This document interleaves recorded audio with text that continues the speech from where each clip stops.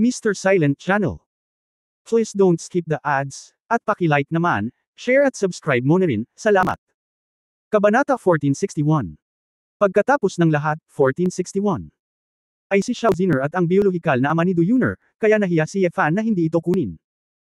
Naglalakad papunta sa isang liblib na lugar sa labas ng gusali ng ospital, nakipag-usap si Ye Fan kay Xiao Fengshan sa telepono. Uncle Xiao, simpleng tawag ni Ye Fan, ngunit hindi siya nagsalita. Tumawa si Xiao Fengshan at nagsabi, Ye Fan, sa huling pagkakataon na umalis ka sa Purgatory Island, lalo kang naging makapangyarihan. Napakapopular ka kamakailan, at ang pangalan ng Sword God ay umalangaw-ngaw sa buong lupain ng China. Ito lang ay gusto ng iba na ipasa ito. Hindi ko kailanman binigyang pansin ang mga maling pangalan na ito, sabi ni Ye Fan. Ilang beses tumawa si Xiao Fengshan, oo. Alam ko rin na hindi ka isang taong sakam sa katanyagan at kayamanan. Kung hindi, tiyak na mas marami kang mga bagay kaysa sa iyo ngayon. Ayaw masyadong umikot ni Ye Fan, Uncle Xiao, kung may sasabihin ka, sabihin mo lang. Bumantong hininga si Xiao Fengshan at sinabing, alam ng pamilya ang nangyari ngayon. Maaaring hindi mo alam, na si Huang Qiufeng ay anak ng pamilya Huang, at hindi ito masyadong mahalaga, ngunit si Xiao Fengqing ay pinsan ko. Ang ninuno ng. Si Xiao Fengqing ang ninuno ng 4 na ugat, si Xiao Wanshong, isa siya sa pinakamahalagang ninuno ng aming angkan ng Phoenix.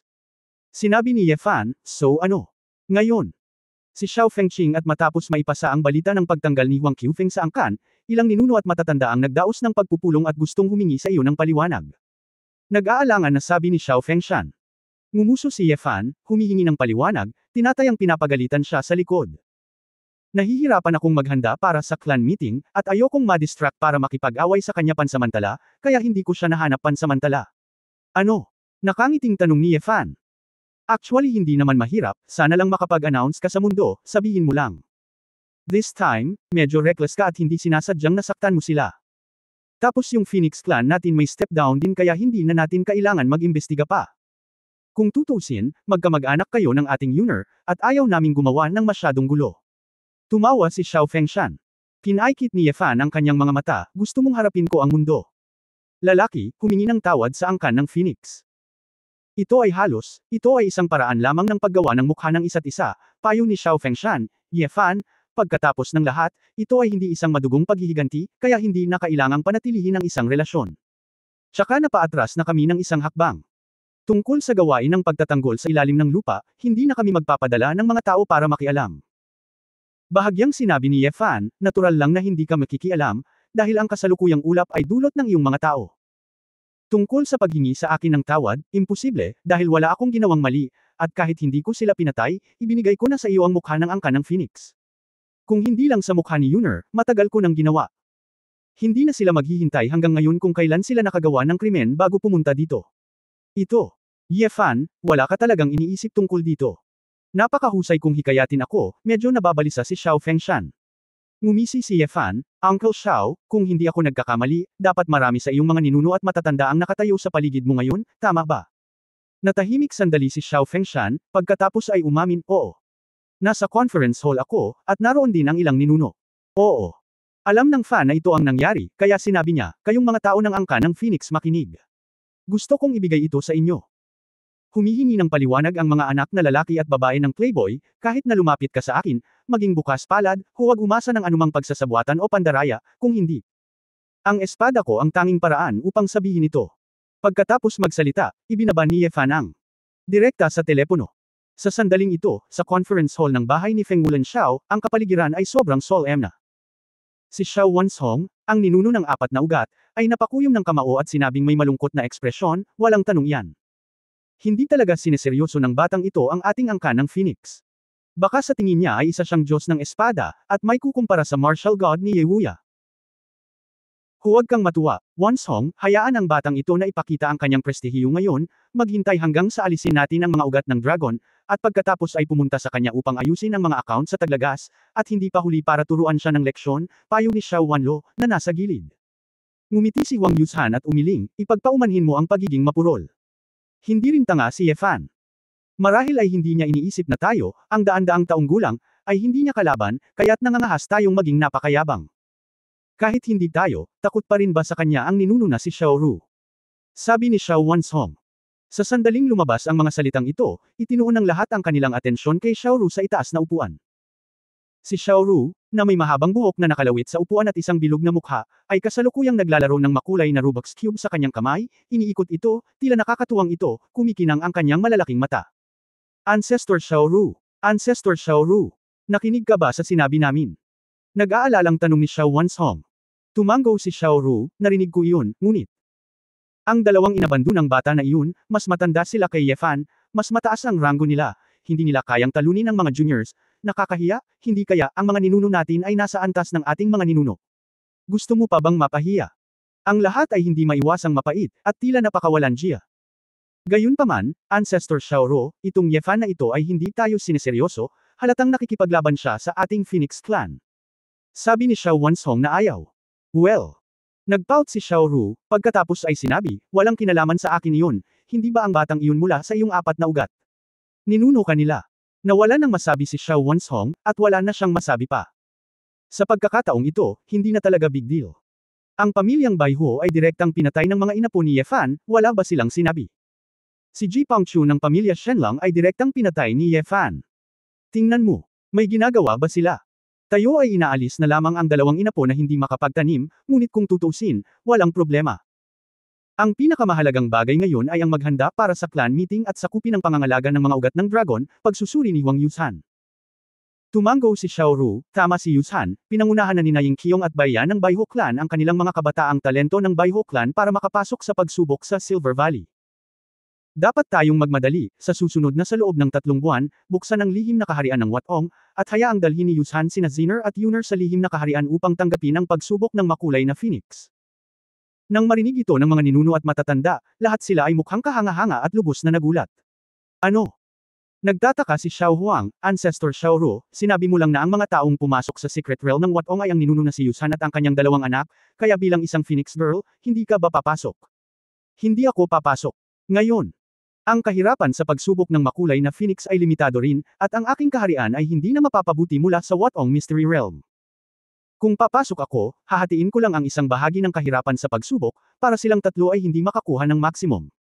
Pagbutihin. Kaya, kapag nagbukas ang Watong Mystery Realm, plano kong lumabas para mamasyal, maglaro sa paligid, at hintayin silang lumabas. Ah, sige. Tapos na. Sinabi ni Xiaoru sa pagtatapos, na may pagtataka, ang pagpapakita ng The Rubik's Cube ay naibalik at ipinakita sa lahat. Ang mga ninuno at mga inapo ng angkan ng Phoenix ay nagkatinginan ng may pagkadismaya. Habang muling namamangha at nag-uusisa tungkol sa lakas ng pinakamalakas na ninuno na ito, nadama din nila ang pagiging inosente nito. Kabanata 1462 ito ay mapanganib. 1462. Isang gabi si Ye Fan kasama si Xu Lingshan sa ospital sa Beijing. Gusto kong gumugol ng mas maraming oras sa mga babae. Sa kabisera, maaari akong manood ng mga pelikula, mag-shopping, at mag-relax. Sa hindi inaasahang pagkakataon, nakipag-ugnayan sa kanya si Chu Yunyao at sinabing may mahalagang tagumpay sa pananaliksik. Walang pagpipilian si Ye Fan kundi bumalik sa Huahay kinabukasan sa laboratorio ni Chu Yunyao. Pagkapasok niya sa laboratorio, nakita niya si Chu Yunyao na naka-white coat, nakapatong ang kanyang mga kamay sa isang mesa, nakasandal upang tingnan ang ilang mga materyales, at napakadeboto. Nang tatawagan na sana ni Ye Fan ang babae, ang kanyang mga mata ay nasa kurba ng figure ng babae na nakatingin sa likuran niya. Ang maluwag na puting Amerikana ay hindi natakpan ang mga nakabaligtad na linya ni Chu Yunyao, ang malukong, ang laki, at ang bilog at mayamang visual impact, lahat ay nagparamdam kay Ye Fan na umaalab ang apoy mula sa kanyang dantian. Dahan-daang lumakad si Ye Fan, at walang napansin ang babae na maingat na tumingin sa impormasyon. Hanggang sa, itinaas ng kamay ni Ye Fan ang likod ng Amerikana ni Chu Yunyao. May naramdaman si Chu Yunyao, at biglang bumangon at tumalikod. Yumuko si Ye Fan, yamakap sa malambot na baywang ni Chu Yunyao, pinipigilan ang babae na lumingon. Ikaw, anong ginagawa mo? Inikot ni Chu Yunyao ang kanyang katawan, ngunit nalaman niyang nakahawak na siya sa likod niya. Xiao Yaoyao, bakit lalo kang nagiging kaakit-akit, humiga ka lang ng ganito at hayaan mo akong pumunta sa likod minsan. Paano na? Sabi ni Ye Fan na may masamang ngiti. Sandaling hindi nakaimik si Chu Yunyao, hiniling kong bumalik ka para makita ang mga resulta ng aking pananaliksik. Pero ngayon gusto lang kitang tingnan. Seryosong sabi ni Ye Fan. Tiningnan ni Chu Yunyao ang nagniningas na mga mata ng lalaki, binigyan siya ng walang magawang sulyap, at pagkatapos ay biglang hinubad ang sinturon ng kanyang pantalon, at pinadulas ng maayos ang kanyang pantalon sa lupa. Medyo natigilan si Ye Fan, masyadong direkta ang kilos ng babae, at hubot-hubad siya sa isang kisap mata. Gumapang si Chu Yunyao sa experimental table sa harap, nagpout sa likod niya, itinaas ang kanyang puting coat, at walang ekspresyon na sinabi, bakit ka nakatayo? Bilasan mo at lutisin ang iyong mga physiological na pangangailangan, may seryoso akong sasabihin sa iyo kapag tapos na ako. Si Ye Fan ay hindi maaaring tumawa o umiyak, ito ay talagang perfunctory, at wala itong sinasabi kahit ano. Gayunpaman, hindi ko alam kung bakit, si Ye Fan ay nasa sabik pa rin sa simple at bastos na paraan na ito. Sa kahilingan ni Chu Yunyao, Ye Fan inabot ng mahigit kalahating oras ang sale para ayusin ang labanan. Matapos maisuot ang kanyang pantalon, humihingal pa rin si Chu Yunyao, ngunit wala siyang balak na magpahinga. Sa halip, direktang hiniling niya kay Ye Fan na pumunta sa mesa, itinuro ang isang mesa sa itaas, at sinabing, tingnan mo ito. Itinaas ni Ye Fan ang kanyang pantalon at nag-aalalang nagtanong, Xiao Yao Yao, ngayon ka lang ba umakyat sa ulap? Kumunot ang noo ni Chu Yunyao at nagtanong, orgasm. Tumango si Ye Fan, iyan ang sinabi mo. Ano ang ginagawa mo sa akademya, cool lang ba? Tumango si Chu Yunyao, syempre ako, isa akong normal na babae, napakatindi mo, hindi ba ako makakapag-react? Kung gayon bakit parang, wala kang nagawa? Ganun din ba? Si Ye Fan ay labis na nanlumo, pakiramdam na hindi nasiyahan. Nagtanong pabalik si Chu Yunyao, kailangan ko bang sumigaw at pagkatapos ay mag-collapse sa lupa ng buong kumbulsyon? Pag-usapan muna natin ang mga seryosong bagay. Hindi totoo yan, pero umaasa din ako na kaya kong gawin to sa'yo. Magpakalma ka, hindi ko kayang mag-isa. Same time na sinabi ni Ye Fan, napakahalaga nito, nauugnay ito sa pagkakasundo sa pagitan ng mga lalaki at babae. Walang magawa si Chu Yunyao tungkol sa lalaki, kinusot niya ang kanyang mga mata, pagkatapos ay ngumiti at sinabing, napaka-komportable ko, gusto ko talagang gawin ulit ito. Kontento ka na ba dito? Nahihiyang ngumiti si Ye Fan pagkatapos tumawa, kinailangan niyang tingnan ang mesa sa mesa, at nang tingnan niya ito, medyo parang ganoong klaseng mesa ng elemento ng kemikal, at hindi niya maiwasang magtanong, ano ito? Agad naging seryoso ang ekspresyon ni Chu Yunyao, at sinabing, ito ay isang reference table na ginawa ko pagkatapos ayusin ang mga ritmo noong sinaunang panahon, at pagkatapos ay ikumpara at ayusin ang mga karakter sa sinaunang daigdig ng engkanto. Gumamit ako ng computer. Milyon-milyong beses akong nag-simulate at inihambing ang pangunahing loika upang kumpirmahin na tama ang kombinasyong ito. Kung ang aking simulation ay ganap na tama, ito ay dapat na ang wika ng sinaunang mundo ng engkanto, at dapat mayroong isang sistematikong talahanayan. Maaari mong ilagay ito ay ginagamit bilang isang alpabeto ng pinyin o yingwen. Pinag-isipan ito ng mabuti ni Ye Fan at sinabing, ibig sabihin. Basta't nag-aaral ka ayon sa talahanayang ito, matututunan mo ang mga karakter at wika ng sinaunang mundo ng mga engkanto. Oo, ang wikang sinasalita natin ngayon ay talagang pinasimple pagkatapos ng mahabang kasaysayan. Ang pagbigkas ng wika ng sinaunang daigdig ng engkanto ay napakasalimuot. Hindi ko ito maintindihan noong una, kaya sinuri ko ang ilang impormasyon at nalaman kong ang ritmo ng mga sinaunang tao ang susi.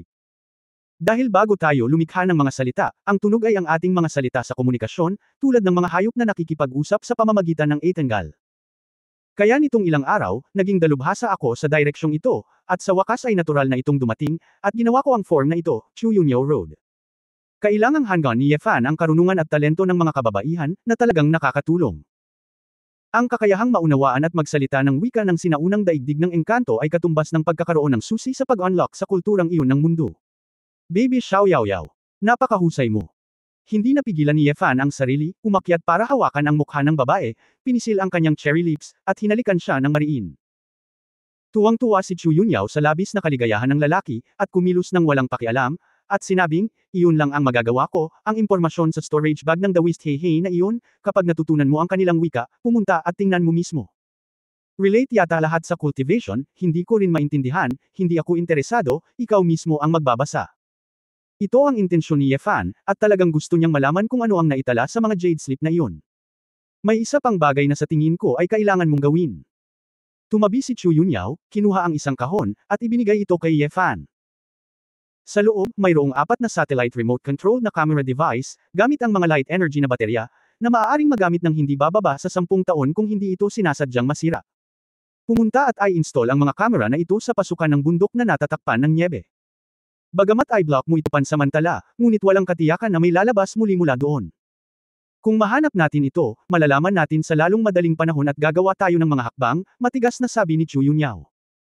Nagulat si Ye Fan, bakit hindi niya naisip, Yao Yao? Hindi ko alam kung ano ang gagawin kung wala ka, napakahalaga mo sa akin. Tumawa si Chu Yunyao, pagkatapos ay hiwalayan mo si Su Qingzhou at pakasalan mo ako. Ah! Ngumisi si Ye Fan, kinuha ang kahon, at iniba ang usapan, pupunta ako sa bundok na nalalatagan ng niebe ngayon, ay install ang camera sa lalong madaling panahon. Bumalik at pag-aralan ang mga jade slip na iyon, haha. Palam Xiao Yao Yao, pahinga ka rin. Pagkatapos. Nagsasalita, mabilis na lumabas si Ye Fan sa Cloud Club, tumakbo palabas, pinunasan ang kanyang noo, at naisip sa sarili, delikado. Gayunpaman, tama nga ang mga alalahanin ni Chu Yunyao, patuloy na tumakbo si Ye Fan, nagmadaling muli sa airport, at nagmaneho ng eroplano patungo sa mga bundok na nababalutan ng niebe. Kabanata 1463 Ako ay nasa problema. Noong 1463. Pagdating sa bakana ng Snow Mountain, kinumpirma ni Ye Fan na walang lumabas, at medyo gamaan ang pakiramdam. Matapos ay install ang lahat ng camera, nakipag-ugnayan kay Chu Yunyao ng malayuan, at pagkatapos ng pagdibag, bumalik si Ye Fan sa Huahay.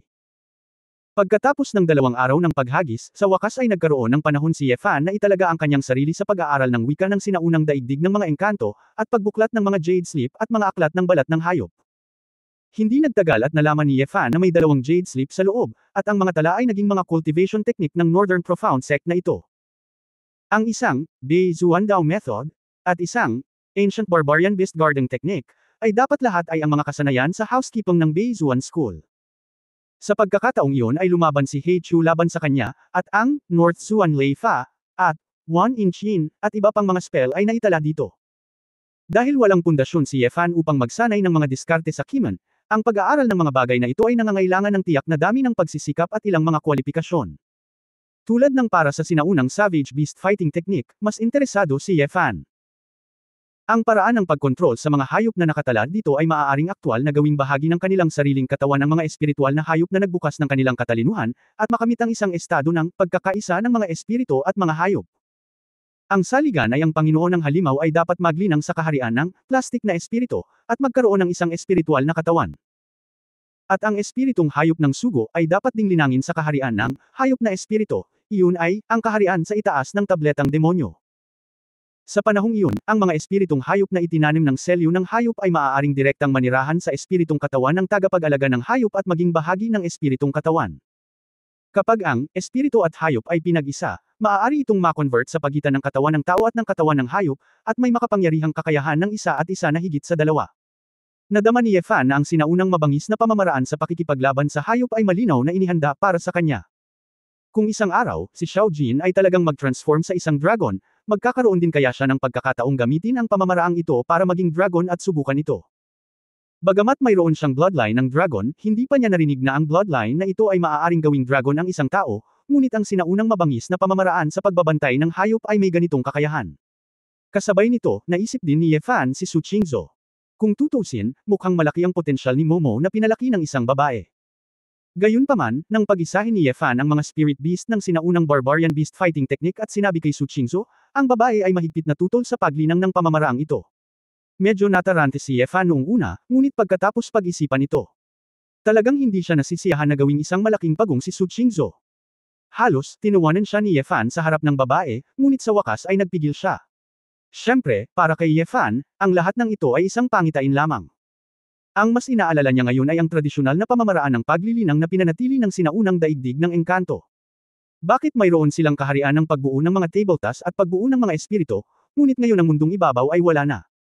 Na-curious si Ye Fan, kaya sa loob ng 3 o 4 na magkakasunod na araw, pinag-aralan niya ang mga pamamaraan ng paglilinang sa Northern Profound Fa na ito. Pagkatapos ng pagbubuod, unang nalaman ni Ye Fan na ito ay tila sanhi ng iba't ibang mga konsepto ng paglilinang. Ang mga pamamaraan ng paglilinang na nakalaan sa sinaunang mundo ng engkanto sa ilalim ng lupa, ang mga namumukod tangi ay ang pagtugis ng mahabang buhay, ang pagbabago ng kapalaran laban sa kalangitan, at ang layunin ng paglilinang ay upang mabuhay ng mas matagal. Sa makatuwid, hanggat ito ay isang magsasaka na nilinang sa larangan ng pagbuo ng isang elixir, hanggat siya ay napapanatili ng maayos, maaari siyang mabuhay ng libu-libong taon. Ang bagong sibilisasyon sa lupa, ang paglilinang ng lahat, ay pangunahing nakatuon sa labanan. Upang makakuha ng malakas na kapangyarihang panlaban sa maikling panahon, binabaliwala ng sinaunang pagsasanay sa martial arts ngayon ang paghahangad ng pangangalaga sa kalusugan at kahabaan ng buhay, at nakatuon lamang sa mabilis na bilis. Dahil dito, maraming martial artist na nasa 20s at 30s ang maagang umabot sa rurok ng kanilang buhay. Sa kabaligtaran, sa sinaunang immortal na daigdig ng mga espiritu, maraming monghe ang nabubuhay ng daan-daang taon at nananatili sa maagang yugto ng pagtatayo ng pundasyon. Siyempre, hindi ito nangangahulugan na ang mga monghe sa sinaunang mundo ng engkanto ay hindi kasing lakas ng mga sinaunang mandirigma sa lupa. Ang sinaunang paraan ng paglilinang ay medyo mas mahirap linangin, mas binibigyang pansin ang talento, at ang paunang bilis ay magiging mas mabagal. Kung gusto mo talagang pag-usapan ng combat power, bawat isa ay may kanya-kanyang advantage, at depende pa rin ito sa iyong cultivation, skills, experience, etc. Tuk-tuk-tuk. Nakatingin si Ye Fan sa Jade Sleep nang may kumatok sa pinto. Tumayo siya at naglakad, binuksan ang pinto, si Su Qingzhou ay nakatayo roon na may hindi nasisiyahang mukha. Matagal na panahon na mula nang makita ko ang mukha ni Su Qingzhou, medyo hindi komportable si Ye Fan at ngumiti ng alanganin, asawa. Anong problema? Alam mo bang isang linggo mo nang hindi pinapasok si Tuan Chuan sa paaralan, at hindi mo rin siya sinundo? Tapos na ang paaralan. Ang susi ay nasa bahay kanitong mga araw, malamig na sabi ni Su Qingzhou. Hinawakan ni Ye Fan ang likod ng kanyang ulo at nahihiyang ngumiti, hindi ko pinag-aaralan ang paglilinang ng sinaunang immortal na daigdig ng mga espiritu, mas nasasangkot ako. Tinanong ako ng anak mo kaninang umaga kung may ginawa ba siyang mali at hindi siya gusto ng tatay ko. Ngayon, hindi ko na siya paglalaruan ng ilang araw. Napag-alitan si Su Qingzhou at nagtanong, hindi ka ba maaaring maglaan ng 1 o 2 oras? Hindi lang ikaw ang busy, marami din akong kailangang harapin tungkol sa clan at sa Ghost Valley. Higit pa rito, ang iyong pagsasaliksik sa paglilinang ay hindi malulutas sa loob ng 2 o 3 araw. Namamanhid at puno ng guilt ang anit ni Ye Fan, mabilis siyang kumuha ng jacket at sinabing, asawa ko, nagkamali ako, kunin na natin ang grupo. Pagkatapos ng klase, palagi kang ganito. Ilang araw kang lumalabas noon, hindi mo ako pinadalhan ng mensahe o tinatawagan. Ngayong may anak ka na, matagal mo na siyang mahal, at ilang araw ka nang hindi umiimik. Kung oo, hindi ba pwedeng mas mature ka ng kaunti? Nagturo ng leksyon si Su Qingzhou. Alam din ni Ye Fan na siya ay mali, at ngumiti ng mapait, walang perpekto, hayaan mo ang aking asawa na huminahon. Magpapansin ako sa susunod. Anyway, humingi ng paumanhin si Ye Fan, na sa wakas ay nagpakalma ng kaunti ang init ng ulo ni Su Qingzhou. Nagmaneho si Ye Fan ng LX 570 patungo sa Yule Kindergarten, na hindi kalayuan sa bahay, kung saan nagsimula ang Tuan Chuan ng isang maliit na klase. Dahil private kindergarten ito, bagamat mahal ang presyo, medyo maganda ang mga kondisyon at pasilidad. Ipinaroda ni Ye Fan ang kotse sa malaking parking lot at naglakad papunta sa gate ng kindergarten kasama si Su Qingzhou, naghihintay na magbukas ang kindergarten kasama ang maraming magulang, lolo't lola. Kapag tapos na ang paaralan, dadalhin ng guro ng kindergarten ng bawat klase ang mga bata sa dismissal point ng bawat klase. Naghintay ng ilang minuto ang mag-asawa, tumunog ang bell, at sunod-sunod na lumabas ang mga guro sa kindergarten na may kasamang grupo ng mga lalaki at babae na may mga bag sa kanilang likuran. Gayunpaman, ang ikinagulat ni Ye Fan at Su Qingzhou ay ang mga bata sa klase na iyon ay hindi lumabas. Nandito ba ang mga magulang ni Ye Tuan Chuan? Isang babaeng guro sa kindergarten na nakasuot ng salamin ang lumabas sa karamihan at nagtanong ng malakas. Nagmamadaling lumapit sina Ye Fan at Su Qingzhou, kami na. Nang makita ng guro sa kindergarten si Su Qingzhou, halatang natigilan ang kanyang mga mata, at pagkatapos ay sinabi niya, ako ang deputy head teacher ng 3 klase, ang apelyido ko ay Liu, ang 2 magulang, mangyaring sumama sa akin, ang iyong mga anak ay nagkakaproblema. Ano? Nagmamadaling nagtanong si Su Qingzhou, ano ang nangyari sa aking pamilya Tuan Chuan? Bumantong hininga si Teacher Liu, okay lang si Ye Tuan Chuan, ngunit. Dinala niya at ng iba pang bata ang punong guro na si Chen na sugatan ng guro. Kabanata 1464 naman siya. 1464. Si Ye Fan at Su Qingzhou ay hindi makapagsalita ng mahabang panahon, at tinalo nila ang punong guro. Bagamat alam din nila na mas makapangyarihan ang kanilang mga anak na babae, hindi sila ang mga master ng basta-basta na pumatol sa mga tao. Paano kaya ito? Mayroon bang hindi pagkakaunawaan? Ang aming pamilya ay napakahusay na kumilos, hindi makapaniwalang sabi ni Su Qingzhou. Hindi alam ni Teacher Liu kung saan magsisimula, kaya sumigaw siya, mga magulang mula sa 3 klase, kung available kayo, maaari kayong sumama sa akin. May ilang bagay na kailangang pag-usapan sa inyo. Ang ibang mga magulang na dumating upang kunin ang kanilang mga anak ay natagpuan din na ang kanilang mga anak ay hindi. Lumabas sila, at pagkatapos na marinig ito, lahat sila ay sumunod. Yeah!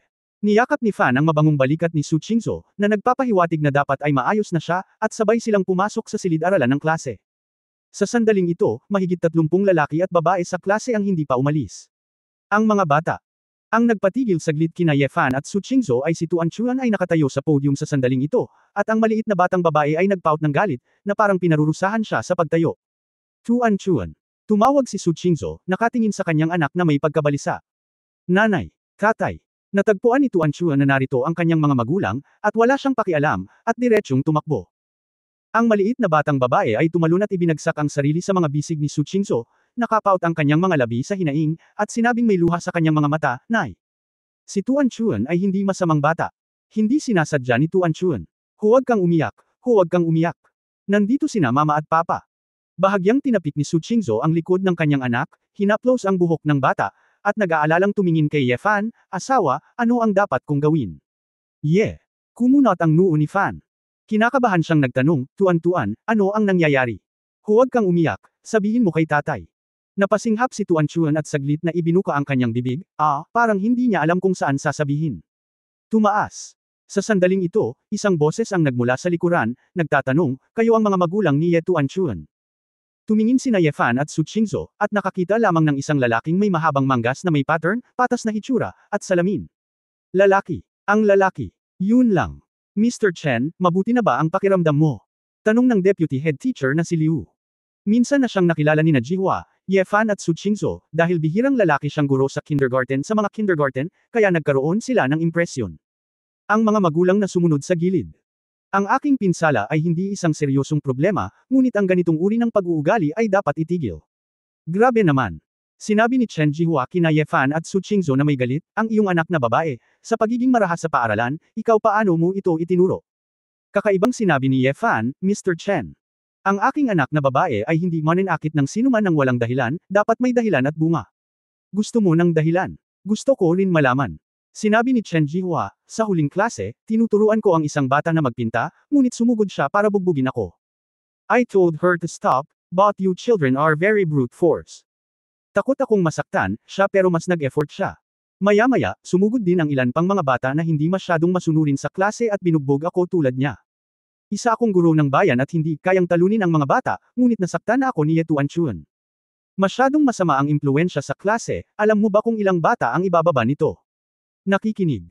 Sa matuwid na mga salita ni Chen Jihua, ang mga magulang sa tabi niya ay nagpahayag din ng kanilang kawalang kasiyahan.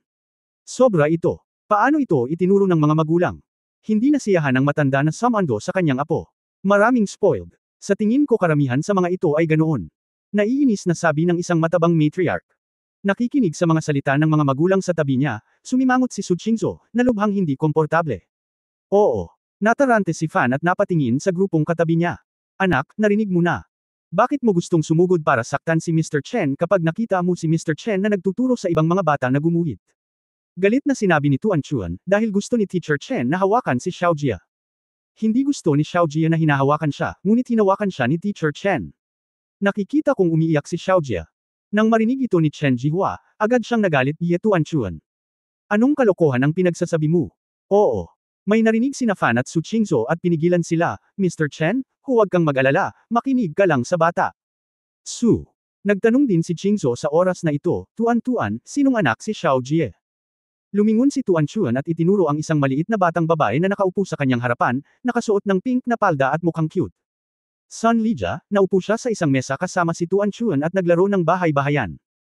Oh, lumapit si Su Qingzhou kay Sun Lija at nakangiting nagtanong, Xiao Jia, huwag kang matakot, kung may nagawang mali si Teacher Chen, maaari kang magsalita, at ang mga tiyuhin at tiya ang magpapasya para sa iyo, okay. Medyo namula ang maliit na mukha ni Sun Lija, kinagat niya ang ibabang labi at parang nagdadalawang isip kung sasabihin ba. Ano ang kailangan mong itanong? Magsisinungaling pa ba ako sa iyo? Tumango si Sun Lija at nanginginig na sinabi, oo. Su Qingzhou. Patuloy na nagtanong, tinuruan ka ng guro na gumuhit, may ginawa ka bang hindi mo gusto? Habang nagtatanong, biglang tumakbo ang isang babae na nakasuot ng gray na trench coat, tumingkayad, niyakap si Sun Lija, pagkatapos ay tumalikod at malamig na tumingin kay Su Qingzhou, anong ginagawa mo? Nilinaw ng anak ko. Ano ang tinatanong mo? Natatakot ang mga anak ko. Sinabi ni Chen Jihua na may seryosong mukha, ang ina ni Sun Lija, tama ba? Maaari mong kunin ang iyong anak na babae, ito ang problema ng pamilya ni Ye Tuan Chuan. Binuhat ng ina ni Sun Lija ang kanyang anak at nakangiting sinabi, paumanhin, Guru Chen. Aalisin ko ang bata at guguluhin ka. Chen Jihua. Iwinagayway ang kanyang kamay at sinenyasan silang umalis ng mabilis. Pero, sa sandaling ito, inabot ni Ye Fan at pinigilan si Sun Lija at ang kanyang anak. Anong gagawin mo? Nagulat ang lola. Oo. Nakangiting sinabi ni Fan, Lady, alam kong labis kang nag-aalala ngayon, kung ang mga bagay ay talagang tulad ng sinabi ng aking anak na babae ngayon, kung gayon ang iyong anak na babae ay magiging irresponsible at mahuhulog sa ilang masamang chismis. Ako. Alam na alam mo rin na sinusubukan mong protektahan ang iyong anak, ayaw mong maging babae siya, may mga mantsa siya mula pagkabata, ang mukhang komplikado ang lola, ako. Hindi ko alam kung ano ang sinasabi mo. Ito ay may kaugnayan sa aming maliit na bata. Si Gia ay maayos sa unang lugar. Talaga. Nagpout si Efan sa naagrabyado na si Son Lydia at sinabing, ngayon, kung aalisin mo siya rito, kung makatagpo muli ang bata ng ganoong bagay, mararamdaman din niya na walang silbi ang pakikipaglaban. Maaari lamang siyang magtiis ng tahimik, at patuloy na hinaharas ng isa, dalawa, o higit pang tao. Ipaparamdam mo sa kanya na ang lahat ng ito ay sarili niyang problema, kasalanan niya ito, ang cute niya, kaya normal lang ang mahawakan. Ikaw ba? Sigurado. Ang resultang ito ang gusto mo. Natahimik si Lola, nagbago ang mga mata, habang ang ilang katabi niya ay natahimik. Parents, nagbubulungan din. Napabuntong hininga si Efan, pag-isipan mong mabuti, si Xiaojia ay bata pa ngayon, wala siyang magagawa tungkol sa ganitong bagay. Sa katunayan, kung ito ay kumalat, lahat ay kapuputan lamang ng mga umaatake sa kanya. Ngunit, dahan-dahan, kapag siya ay lumaki, at ang problemang ito ay hindi malulutas ng direkta, gagawin mo itong lahat ng mantsa sa iba, at sa huli ay magiging mantsa sa iyong anak na babae, Son. Nang inag ang buong katawan ni inay, nang tila nakapagdesisyon na siya, tumangala siya sa walang pakialam na mga mata ni Chen Jihua, ngunit bigla siyang may naisip, umiling at sinabing, aking sariling anak, pag-aaralan ko ang aking sarili, hindi mo kailangang mag-alala tungkol dito. Alagaan ang sarili mong mga anak na babae. Kabanata 1465 walang sinuman ang kwalipikado. 1465. Ang reaksyon ng ina ng apo ay talagang ikinagulat ni Efan. Bakit parang natatakot pa rin siya sa Chen Jihua na ito? Sa katunayan, maraming mga magulang na naruroon ang nakakita ng problema. Ilang taon na ba ang bata, paano kayang gumawa ng ganoong kasinungalingan para sadyang i-frame ang guro? Sa makatuwid, karamihan sa Chen Jihua ay may problema, ngunit ang kanyang ina ay hindi handang gumawa ng isang malaking issue, at ito rin ay ang kanyang kalayaan. Nang makitang aalis na ang kanyang lola kasama si Son Lydia sa kanyang mga bisig, biglang sinabi ni Su Qingzhou, nanay ni Son Lydia, ayaw mong banggitin ito, ayos lang, bagay sa iyo. Ngunit, narito ang aming pamilya upang tulungan si Son Lydia, dahil sa mabuting intensyon, para lang punahin at parusahan dahil sa pagtayo. Kung aalis ka ng ganito, magiging unfair sa anak natin, na para bang kasalanan ng anak ko ang lahat. Sumimangot ang lola at naiinip na sinabi, kung gayon, ano ang gusto ninyo? Tama bang tamaan ang guro? Umiling si Su Qingzhou at sinabing, hindi tama na hampasin ang guro, ngunit kung hindi magsasabi ng totoo ang iyong anak na babae, ang ating mga anak ay magdurusa. Kung ikaw ay nagkamali, hindi ko ito matatanggap. Ihambing ang iyong puso sa puso, kung ang iyong anak na babae ay gumawa ng isang mabuting gawa, ngunit pinarusahan at siniraan, magiging komportable ka ba? Umiwas ang mga mata ni Lola at hindi siya nakaimik. Nagpatuloy si Su Qingzhou, narinig ko ang iyong impit, tila ikaw ay mula sa labas ng bayan. Sa isang malaking lungsod tulad ng Huahai, ang paghahanap ng isang kindergarten na tulad nito at ang pagpapadala sa iyong mga anak sa paaralan ay magiging isang malaking pressure. Ano sa tingin mo? Natawa ang lola sa sarili. Sa tingin ko lahat kayo ay mukhang mayayaman. Kami ay ordinaryong tao. Hindi ganoon kadali para sa aming mga anak na mag-aral sa isang magandang paaralan. Tumango si Su Qingzhou bilang pag-unawa, malamig na tumingin kay Chen Jihua, at sinabing, sa pagkakaalam ko, ang tiyuhin ni Chen Jihua ay ang principal ng Yule Kindergarten at isa sa mga minoryang shareholder ng Yule Education Group. Wala kang lakas ng loob na saktan si Chen Jihua, dahil natatakot kang maapektuhan ng relasyon niya ang pag-aaral ng mga anak mo rito. Nang marinig ito ng lola, namutla ang kanyang mukha at nagmamadaling umiling, hindi. Hindi. Ako. Hindi namin inisip ang tungkol dito. Ang mukha ni Chen Jihua ay sobrang pangit, at sinabing, mga magulang ni Ye Tuanchuan, huwag dumura ang iyong dugo. Ako para magtrabaho dito, mayroon akong sertipiko ng kwalifikasyon. Ano ang kinalaman nito sa aking tiyuhin bilang direktor ng hardin? Dahil ba may background ako kaya ako sisiraan mo ng todo? Tahimik na nanunood si Efan, sa pakikitungo sa napakaliit na tao, hinayaan niya lang ang babae na harapin ito. Kasabay nito, bumulong siya sa kanyang puso, tila nagsaliksik si Su Qingzhou ng maraming impormasyon tungkol sa kindergarten na ito ng maaga, at sinuri pa ang background ng guro. Gayunpaman, para kay Su Qingzhou, madaling suriin ang mga materyales na ito. Dahil doon nag-aral si Tuan, siguradong mas papansinin niya. Kinuha ni Su Qingzhou ang telepono at nag-dial ng numero. Hindi nagtagal, nakakonekta ang telepono doon. Kindergarten ako, halika dito. Pagkatapos magsalita, agad na ibinaba ni Su Qingzhou ang telepono. Sumimangot si Chen Jihua at sinabing, sino ang kausap mo? Ano ang gusto mong gawin? Si Su Qingzhou ay walang ekspresyon, at tamad na sumagot. Ito ay isang misteryo. Kayong mga magulang ni Tuanchuan, kung patuloy kayong manggugulo ng ganito, isusumbong ko ito sa pamunuan, at hindi ninyo maaaring payagang mag-aral dito ang inyong mga anak. Matuwid na sabi ni Chen Jihua. Ngumisi si Su Qingzhou, walang sino man ang kwalipikadong tanggalin ang aking anak na babae. Haha. Marunong ka talagang magsalita ng malaki, baka itong Yule Kindergarten na ito ay binuksan ng pamilya mo. Nagbiro si Chen Jihua, at sinabi sa grupo ng mga magulang sa likod, lahat, tingnan mong mabuti, ito ay dahil sa ganitong uri ng kayabangan. Ito ang tanging paraan upang turuan ang kanilang mga anak ng labis. Barbaric. Ang bawat isa ay dapat kumuha ng babala, at hindi ka dapat maging tulad ng mga magulang. Talagang iuulat ko ang usapin dito sa itaas ngayon para humingi ng hustisya para sa aking sarili. Para sa ibang mga bata, kapalit ng magandang kapaligiran sa pag-aaral. Medyo nahihiya ang mga magulang kaya kinailangan nilang samahan ng nakangiti at tumango. Sa sandaling ito, sa pintuan ng klase, isang matabang lalaking nasa katanghaliang gulang ang nagmamadaling pumasok. Parang nagmamadali ang medyo may edad na pawis ang noo, at medyo basang-basa na ang suot nitong sando. Ang principal. Bahagyang natigilan si Chen Jihua nang makita niya ang nasa katanghaliang gulang na lalaki, bakit ka nandito? Ang taong dumating ay ang punong guro ng kindergarten, si Li Jianmen, na tiyuhin din ni Chen Jihua. Pero sinong mag-aakala, hindi man lang pinansin ni Li Jianmen ang kanyang pamangkin.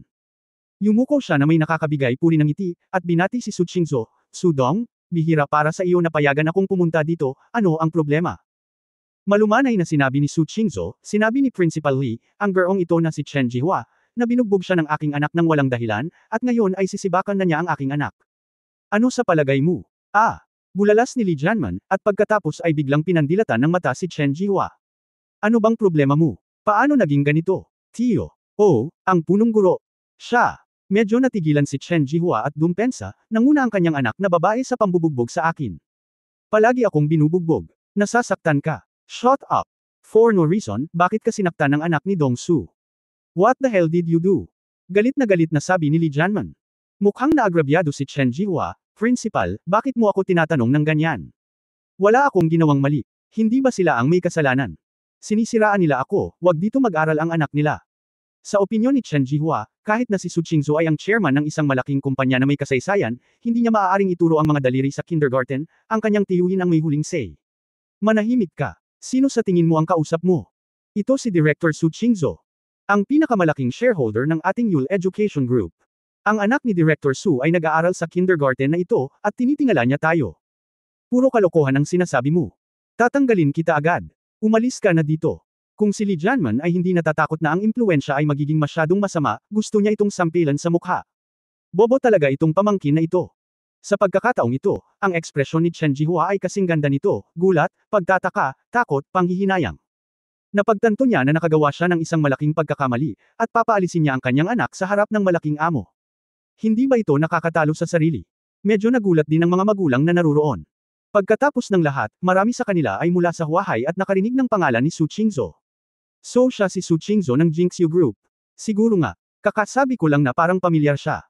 Tulad ng inaasahan sa nangungunang mayaman sa China, bakit ang Yule Education Group ay may market value na ilang bilyon? Bilhin ito kung bibilhin mo ito. Ang halagang ito ay walang halaga kay Su Qingzhou, kailangan niyang kumita ng daan-daang milyong dolyar sa isang araw.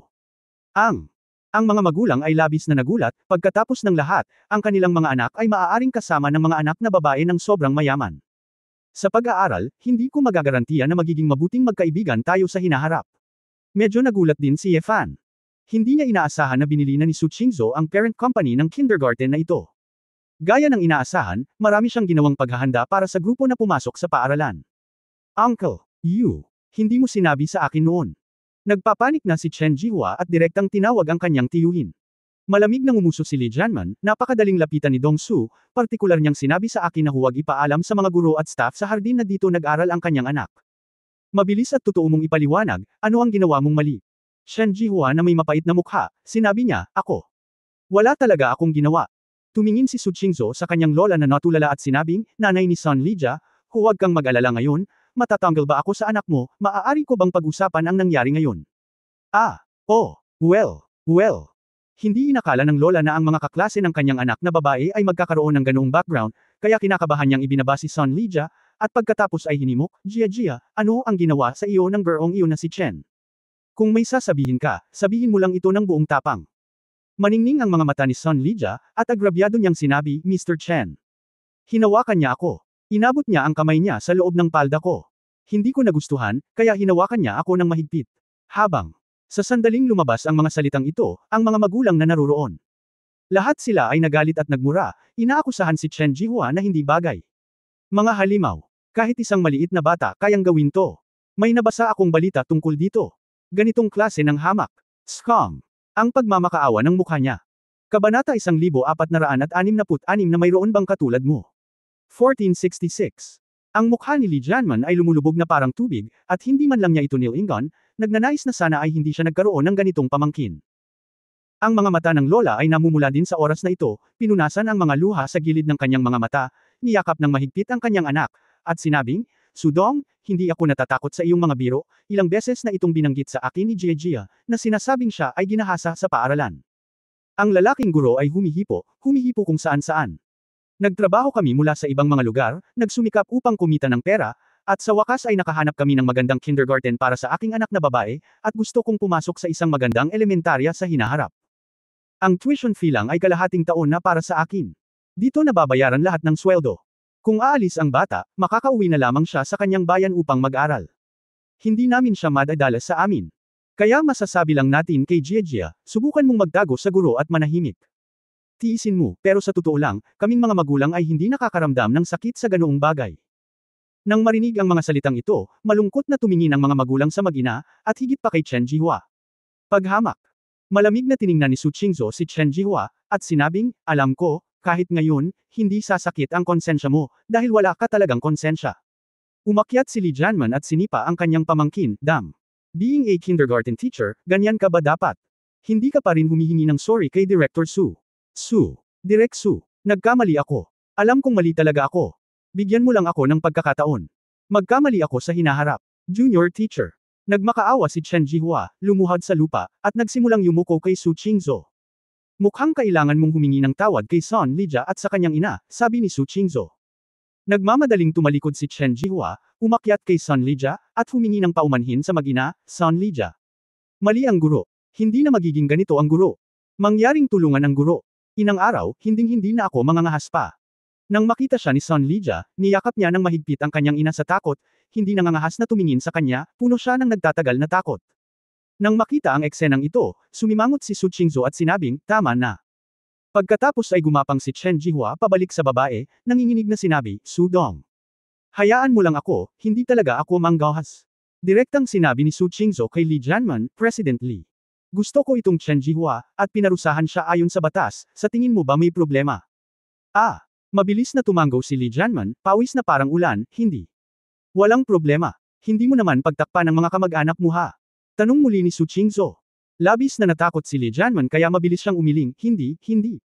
Talagang hindi. Ito ay may kaugnayan sa reputasyon ng aming kindergarten at sa reputasyon ng Yule Group. Paano ko magagawa ang ganoong bagay? Dito. Sandali, naiisip ni Li Jianmen na protektahan ang sarili. Napakabuti, naniniwala ako na si Direk Li ay isa ring taong nakakaalam ng tama at mali. Malumanay na sinabi ni Su Qingzhou, gayon din, umaasa ako na pagkatapos ng araw na ito, ang iyong mga faculty member ay hindi magbibigay sa tuan-chuan ng anumang espesyal na pagtrato dahil sa aking relasyon. Hindi ko inaasahan na umuwi ang bata at sabihin sa akin na hindi siya komportable sa kindergarten, naiintindihan mo ba ang ibig kong sabihin? Magalang nang umiti si Li Jianmen at sinabing, oo, makikipag-usap ako ng mabuti sa bagong punong guro at hayaan silang mag-ingat. Nang makitang halos na-resolve na ang usapin, tinanong ni Su Qingzhou si Yefan, asawa, sa tingin mo ba okay lang na hawakan ito sa ganitong paraan? Inisip ni Yefan na bibigyan ni Su Qingzhou ng kulay si Chen Jihua, ngunit hindi niya inaasahan na gagamitin ng babae ang batas na weapons ang lutisin ang bagay na ito. Pero kung pag-iisipan mong mabuti, sa ganitong okasyon, dapat ngang mas pag-usapan ang rule of law. Noong nakaraan, maaaring natalo ni Yefan ang Chen Jihua na ito, ngunit ngayon, hindi na interesado si Yefan na bugbugin ang gayong nalulunod na aso. Pagkatapos ng insidenteng ito, walang kailangang gawin ang guro ni Chen Jihua sa kindergarten, at makukulong pa siya, mababa ang tingin sa kanya ng lipunan, at bumagsak ang kanyang buhay. Hanggat titingnan mo ang desperado na mga mata ni Chen Jihua at ang kanyang nalulungkot na pagsisisi, malalaman mo na walang pinagkaiba kung sinaktan mo siya o hindi. Bukod dito, sa harap ng napakaraming bata, ayaw ni Yefan na magmukhang masyadong marahas, lalo na dahil espesyal ang pisikal na kondisyon ng kanyang anak. Maraming beses, hindi alam ni Tuan Chun kung paano gamitin ang kanyang kapangyarihan. Tanungin natin ang mga bata, tinapik ni Yefan ang ulo ni Tuan Chun at nakangiting tanong, Tuan, turuan ang masamang gerong ito sa tiyuhin ng pulis, ano sa palagay mo? Si Tuan Chun ay ngumiti ng mapanlinlang at tumanggo, pumalakpak, mahusay iyan. Hayaang ikulong ng tiyuhin ng pulis ang mga masasamang tao. Nagkibit balikat si Ye Fan kay Su Qingzhou, mukhang matalino ang pagpili mo, Mrs. Magiliw nang umiti si Su Qingzhou, inabot at hinawakan ang maliit na kamay ni Tuan Chuan, at naglakad palabas. Nay! Mabuting bata ba si Tuan Tuan? Tama ba ang ginawa mo ngayon? Tanong ni Tuan Chuan habang naglalakad. Well, mabuting bata si Tuan Chuan, pero sa susunod. Kung maiiwasan mong manakit ng tao, huwag kang manakit ng tao.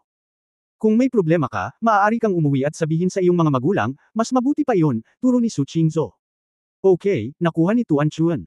Nang ang pamilya ng tatlo ay naglakad papunta sa gate ng paaralan, kinuha ng nanay ni Son si Son Lija at hinabol, salamat. Direk Su, malaki ang naitulong mo sa amin. Lumingon si Su Qingzhou at sinabing, mahina niyang sinabi, ayaw ko lang na mali ang anak ko, hindi mo ako kailangang pasalamatan. Maliit na bagay lang para sa iyo, pero para sa aming pamilya, lubos akong nagpapasalamat, same time na sabi ng lola. Sinundan ni Son Lija ang kanyang ina, hinawakan ang kanyang palda sa isang kamay, at tumingin kay Tuan Chuan at Su Qingzhou nang may inggit sa kanyang malalaking mata. Kumislap ang mga mata ni Ye Fan, at humakbang siya sa harapan ni Son Lija, tumingkayad, at nakangiting sinabi, sa tingin mo ba ay walang silbi ang iyong ina at hindi ka matutulungan, ngunit si Tuan Chuan ay may dakilang ina, at naiinggit ako sa kanyang pagiging ganoon. Isang ina. Iniwasan ni Son Lija ang kanyang mga mata, ibinaba ang kanyang ulo, at walang sinabi. At ang mga mata ng lola ay nawala saglit, at ang kanyang mukha ay malungkot. Haha! Inabot ni Ye Fan at hinawakan ang maliit na ulo ni Son Lija, at sinabing, alam mo ba, si Tuan Chuan noon ay walang ama at ina.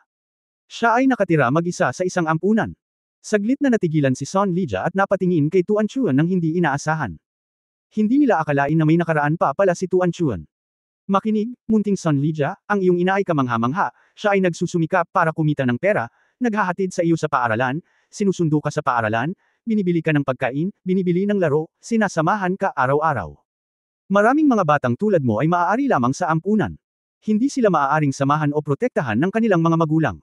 Kaya, mayroon kang ganoong ina, napakasaya mo ngayon, ang iyong ina ay maaaring hindi ang pinakamahusay, hindi niya matatalo ang masamang guro, hindi makabili ng kindergarten.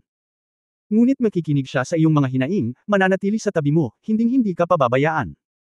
Napaluha si Son Lija sa pakikinig, ibinaling niya ang kanyang ulo para tingnan ang kanyang ina, at ang lola sa kanyang tabi ay namumula rin ang mga mata. Ang sarili mong ina ang pinakamahusay, huwag kang mainggit sa sinuman, sabi ni Ye Fan, tinapik ang balikat ng batang babae, at tumalikod para umalis. Nang lumabas ang pamilya ng tatlo sa kindergarten at dumating sa parking lot, lumingon sila at nakita nilang hawak ng lola ang kanyang anak, at lumabas ang mag-ina na may ngiti sa kanilang mga labi, na para bang natangay ang ulap. Magiliw na tiningnan ni Su Qingzhou ang lalaki, at medyo mapaglarong sinabi, asawa. Maganda ang sinabi mo, bakit hindi ko nakita kung gaano kakalapit sa iyong biyanan, kaya hindi na ako bumalik sa Purgatory Island para makita siya. Binuksan ni Ye Fan ang pinto sa likod at pinaupo si Tuan Chuan. Inilibot niya ang kanyang mga mata sa babae at sinabing, aling palayok ang hindi mabubuksan at may angat.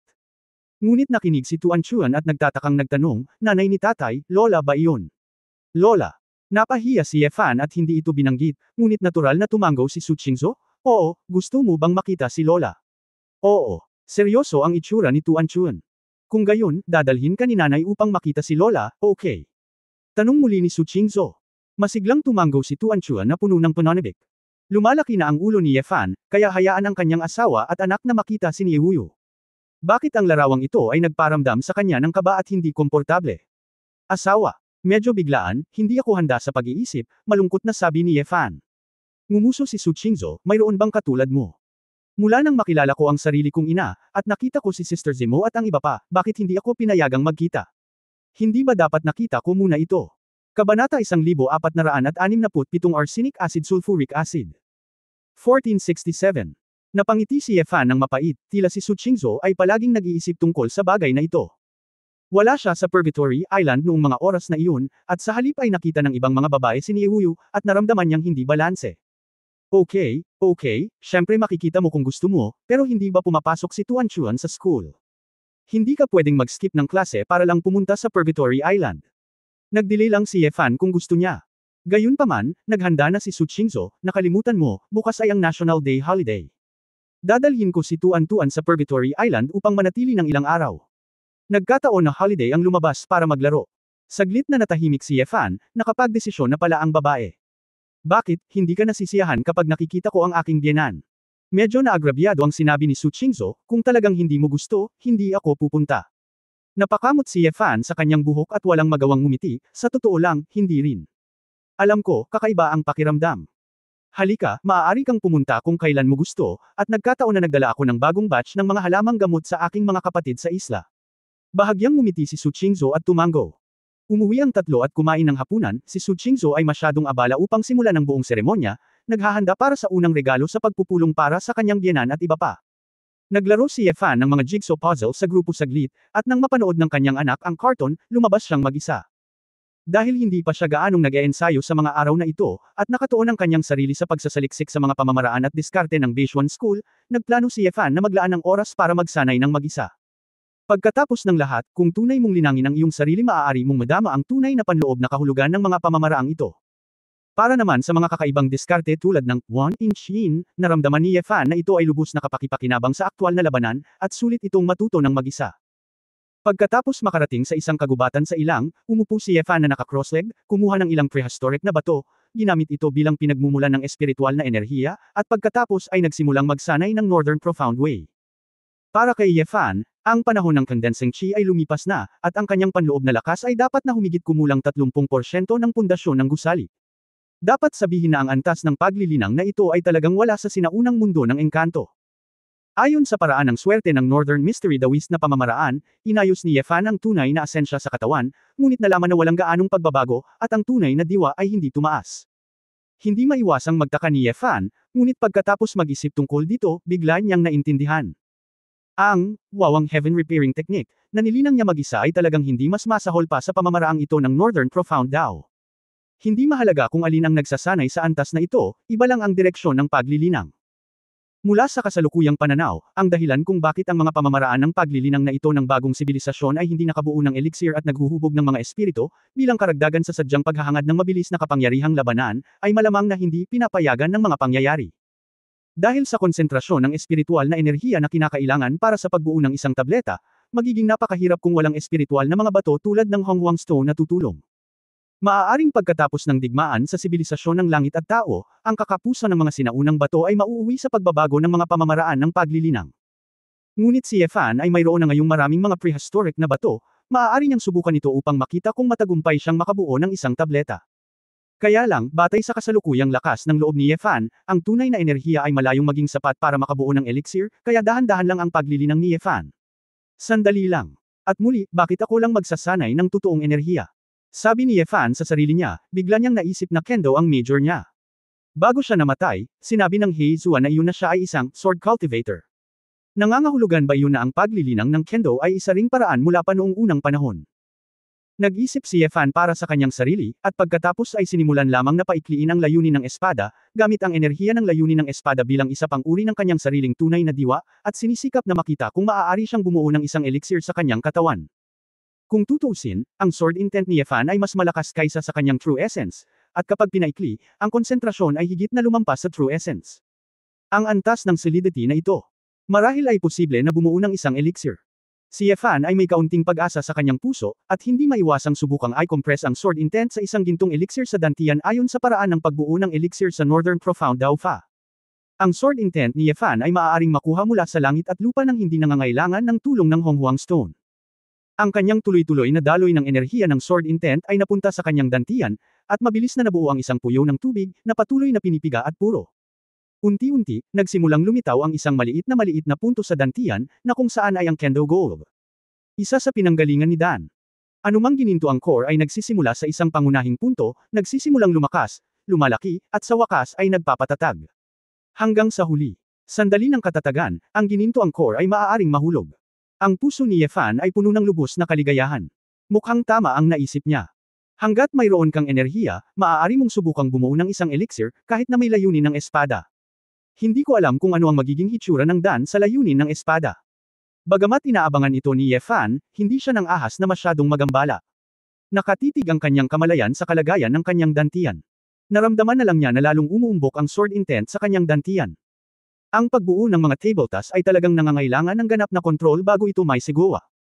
Ang agwat sa pagitan ng pagtatatag ng pundasyon at pagbuo ng mga tabletas ay dahil din sa panganib, at maraming mga tao ang mahirap na tumawid sa kanilang buong buhay.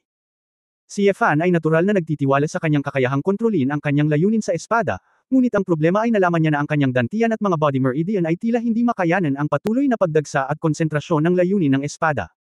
Unti-unti, nagsimulang pawisan ang noo at likod ni Ye Fan, at kahit na ang ilang pinong mga putok ng dugo ay lumabas. Hoy! Napabuntong hininga si Ye Fan, pakiramdam na kung magpapatuloy ito, hindi niya mahawakan ang kanyang layunin sa espada. Masyadong masakit, at nagkaroon ng error sa pagsasanay. Pagkatapos ng kaunting pag-aalinlangan, nagpasya na lang si Ye Fan na lumaban, at sinimulan na lang ang unang antas ng disintegrasyon. Sa estado ng pagkawatak-watek, ang kanyang katawan ay pinalakas, ang kakayahan sa pagbabagong buhay ng sel, at ang kakayahan sa pagpaparaya sa sakit ay makabuluhang napabuti. Pagkatapos nito sa hindi malamang tagal ng panahon, naramdaman ni Ye Fan na ang kanyang Kendo Golden Pill ay sa wakas ay kasing laki ng isang maliit na butil ng bigas. Ang problema, hindi sapat. Kailangang maabot ni Jindan ang isang tiyak na antas upang umikot ng mag-isa, na bumubuo ng sarili nitong sistema sa dantian, na nagbibigay ng tuloy-tuloy na daloy ng tunay na enerhiya. At napakaliit ng kalidad ng Jindan, imposibleng magpatuloy sa pagiging makasarili, tulad ng isang batang hindi pa lumaki, hindi makakamit sa lipunan. Tanging kapag ang dami ay nagbabago sa isang tiyak na lawak makakamit ang qualitative na pagbabago. Ang ganoong dami ay napakaliit upang suportahan ang isang ginintuang core. Sa oras na ito, ang pagkawatak-watak ng unang layer ay tila hindi nakayanan ang backlash mula sa layunin ng espada na dinanas ng kanyang katawan. Upang paikliin ang ginintuang core na may layunin ng espada, si Ye Fan mismo ay nang-ahas na gawin ito. Kung ang isang monghe sa sinaunang mundo ng engkanto na may kaunting sentido komun ay tiyak na iisipin na siya ay isang baliw. Dahil ang sword intent ay isang purong mapanirang enerhiya, kahit na ayusin ng espada ang kanyang sarili, madaling saktan ang kanyang sarili. Ito ay hindi ang parehong konsepto sa lahat ng tunay na enerhiya na nabuo sa pamamagitan ng espiritual na enerhiya ng langit at lupa, na maaaring magbigay ng sustansya sa katawan. Ito ay tulad ng, ang isa ay gumagamit ng agar syrup at jade liquid upang bumuo ng elixir, at ang isa naman ay gumagamit ng arsenic sulfuric acid upang bumuo ng elixir. Maaari ba itong maging pareho? Gayunpaman, napakagulo ng iniisip ni Ye Fan, naglalakad din siya ng mag-isa, at naglakas loob siyang subukan ang anumang pumapasok sa kanyang isipan. Bilang karagdagan sa pagkakaroon ng isang malakas na pangangatawan at ang kahusayan ng pagkakawatak-watek, si Ye Fan ay talagang nagtiyaga ng napakatagal. Hindi. Ang pangalawang layer ay naghiwa-hiwalay. Kinagat ni Ye Fan ang kanyang mga ngipin, hindi pa rin naniniwala sa kasamaan. Paano kung kapos lang sa paghinga? Kabanata 1468, hindi ko gusto ang isang tao. 1468. Ni hindi alam ni Ye Fan na ang dobleng pagkakawatak-watek ay lumalaban sa marahas na layunin ng espada sa kanyang katawan, at pagkatapos ay pinilit ang layunin ng espada na maging isang ginintuang core sa kanyang dantian. Anong klaseng baliw ang ugali? Sa katunayan, bukod sa kanya, walang eskrimador ang nang-ahas na laruin ang kamay na ito, halos walang pinagkaiba sa pagpapakamatay. Sa oras na ito, si Ye Fan ay parang isang sword intent nuclear bomb na maaaring sumabog anumang oras. Hanggat siya ay naglalakbay ng kaunti, ang kanyang katawan ay maaaring sumabog na parang 1,000 espada na tumutusok sa kanyang puso. Ngunit hindi isinaalang-alang ni Ye Fan kung gaano siya kapanganib sa sandaling ito. Ang kanyang enerhiya ay nakatuon lahat sa kung paano paikliin ang layunin ng espada na gininto ang core. Walang kamalay-malay, pagkatapos ng hating gabi, si Ye Fan ay pinagpapawisan sa buong katawan. May bakas na ng dugo. Habang ang mukha ni Ye Fan ay naging mapotla at mapotla, ang sword intent golden core ay lumago ng napakabagal. Damn it! Hindi madali. Mapait na bamantong hininga si Ye Fan sa kanyang puso, at nalaman na ang kanyang kamalayan ay nagsisimula ng lumabo. Sobra na. Ang pangalawang layer ay naghiwa-hiwalay upang bumuo ng mga tabletas. Sobrang konsumo talaga. Ang pag-upo ay tila hindi gumagalaw, ngunit sa katunayan ang bawat cell ay sinusubok, at ang lakas ng pag-iisip ay umabot na sa limitasyon nito. Hindi, ito ay talagang magkakamali at mamamatay. Nagsisi si Ye Fan saglit, ngunit wala siyang pagpipilian kundi alisin ang dobleng pagkakawatak-watek. Ha! Humiga si Ye Fan sa damuhan, pakiramdam niya ay babagsak siya at sobrang pagod. Sa dantian, ang maliit na one-grain-like sword intent condensate ay naagnas at nawala matapos itong mawala ang compression force. Ang buong gabing pagsisikap ay hindi nagtagumpay. Gayunpaman, hindi pa nang hinaan ng loob si Ye Fan. Siya ay hindi bababa sa tiyak na ang sword intent ay maaaring aktwal na bumuo ng isang elixir. Ito ay dahil lamang sa sword intent ay mas marahas kaysa true yuan power, at ang kahirapan sa pagbuo ng elixir ay maraming beses din na mas mataas, kaya siya ay mabibigo. Naniniwala si Ye Fan na hanggat patuloy siyang lumalakas, ginagawang mas matagal ang double disintegration, at mas maselang kontrolin ang sword intent, sooner or later, makakabuo siya ng sword intent golden peel. Nakahiga sa bukid, nakatingin sa mabituing kalangitan, unti-unting naramdaman ni Ye Fan na hindi mabuksan ang kanyang mga talukap, at siya ay nakatulog. Kinaumagahan, isang tawag sa telepono ang gumising kay Ye Fan, na nakahiga sa damuhan. Matagal nang hindi natutulog ng ganito si Ye Fan.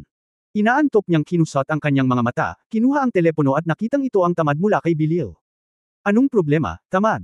Ngumiti si Bilil doon at sinabing, Boss, libre ka ba? Libre ang kapatid ko. Mukha ba akong taong walang magawa? Sabi ni Efanmo na may mukha. Boss, marami kang oras para i-manage, pero kailangan mo ring magkaroon ng oras para mag-relax, di ba? Si Bilil ay mukhang labis na nag-aalala, sa palagay ko ay nagsusumikap ka ng husto, oras na para bigyan ang iyong sarili ng magandang bakasyon. Ano ang nangyayari? Nakangiting saway ni Efan. Nahihiyang ngumiti si Bilil, ganito. Actually, inilabas na ang bago kong libro, this time sa Xiangcheng International University para magdaos ng bagong book launch, bukas na lang. Sa tingin ko bagaman ang Xiangcheng ay isang espesyal na administratibong rehiyon, ngunit ito rin ay siyago. Boss, maaari mo ba akong puntahan at bigyan ako ng palabas? Naniniwala si Efan na maglalabas si Bilil ng isang bagong libro, dahil ang taong ito ay hindi masipag sa pagsasanay, ngunit siya ay bihasa sa lahat ng bagay. Anong mga linggo ng fashion, konsyerto, pagtikim ng alak, sayaw? Ang lahat ng kanyang pang-araw-araw na pinagmumulan. Ang isa sa kanyang mga pangunahing tungkulin sa mundo ay ang pinakamabentang may akda, at higit sa lahat ay nagsusulat siya tungkol sa mga bagay na kanyang kinakain, iniinom at ginagawa.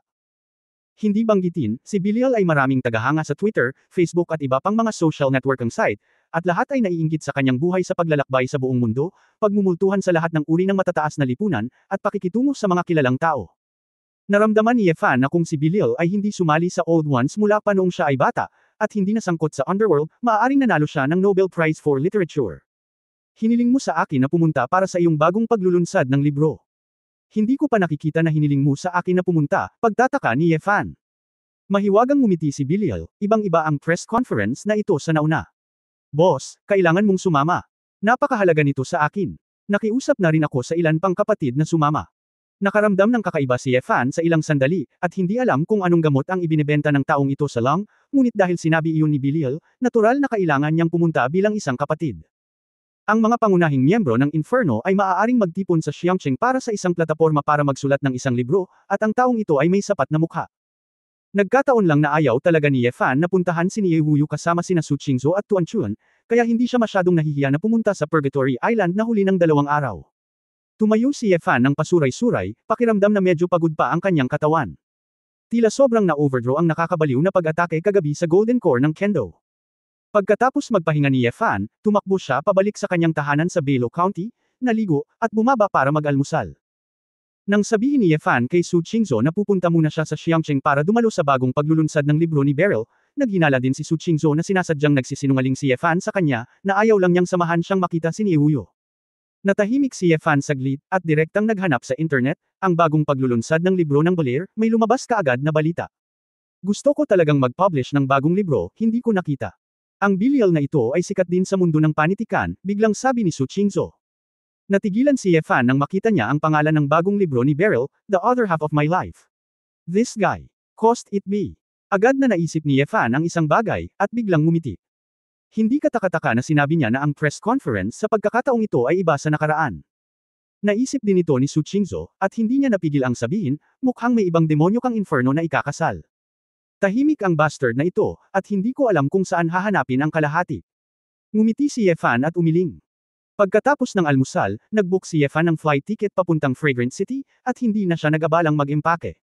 Pagkatapos makipag-appointment kay Su Qingzhou para magkita sa Purgatory Island sa loob ng ilang araw, mag-isa siyang pumunta sa airport. Sa pagkakataong ito, hindi na nag-abala si Efan na sumakay ng pribadong eroplano ng mag-isa. Anyway, pagdating niya sa Xiangcheng, kailangan niyang magsama-sama kasama ang ilan pang kapatid, at saka lang siya sasakay sa eroplano nila. Dahil sa timing, ang mga first class na upuan na lang ang natitira, at si Efan ay bihirang umupo sa front row ng flight. Noon pa man ay gustong-gusto ni Efan na lumipad sa klase ng ekonomiya, hindi para magpanggap na mababang loob sa layunin, ngunit dahil lamang sa nakasanayan niyang mamuhay ng matipid. Gayunpaman, ang 2 flight attendants sa first class na cabin ay nagpasaya kay Efan sa mata. Ang isa ay may isang hugis itlog na mukha, isang mabilog na figure at mahahabang binti sa itim na medyas, at ang isa ay may mukha ng melon seed. Naramdaman ni Efan na habang nasa daan, dapat ay makakausap niya sila tungkol sa kanilang mga mithiin sa buhay, at sa wakas ay magdagdag ng WeChat o kung ano paman. Baka maaari tayong magpa-appointment para sa isang pagkain sa Xiangcheng sa hinaharap. Nang si Efan ay nasa mabuting kalooban at may magandang plano, isang kabataang babae na nakasuot ng balahibo, malaking salaming pang-araw, puti ng nyebe na balat, matulis na baba, at isang tatak ng pangalan ang pumunta sa upuan ni Efan.